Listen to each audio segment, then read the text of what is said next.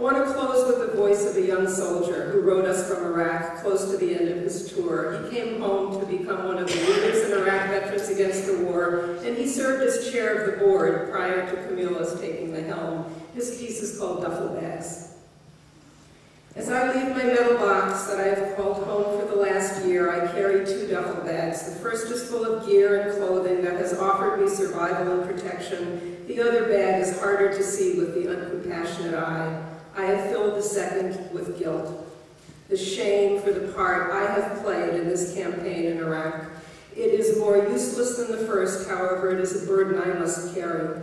The ritual a soldier goes through to fill a duffel with the maximum amount of gear is a wrestling match. It took every trick in the book to fit all my soul debt into the long green bag. First I rolled everything tight and squeezed it down, pinching and tucking to wedge it in. As I filled, I punched the sides, I held the edges and smashed my foot into the opening. I dropped it again and again, like packing cigarettes. After fitting all my bad karma inside, I had to sit on it while pulling and straining to clip the top closed. Out of breath, I find him collapsed on top of the bulging bundle.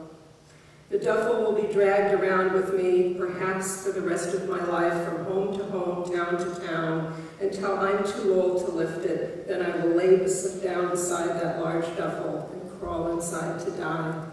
So when you see a soldier returning home with a duffel bag at a bus stop, an airport baggage claim, or being stuffed into a taxi, think about what is inside that bag.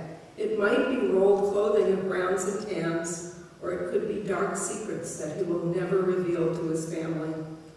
The soldier will not put his burden upon you, but if you feel any responsibility for the weight of it, you may carry it for a while if it would make you feel more decent.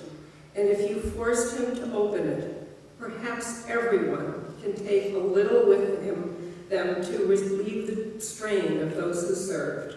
It might be a reminder that we are all at fault for America's role in the violence in the Middle East. However, a soldier is trained to sacrifice. He will take the burden to the grave, or make a grave out of it if he must.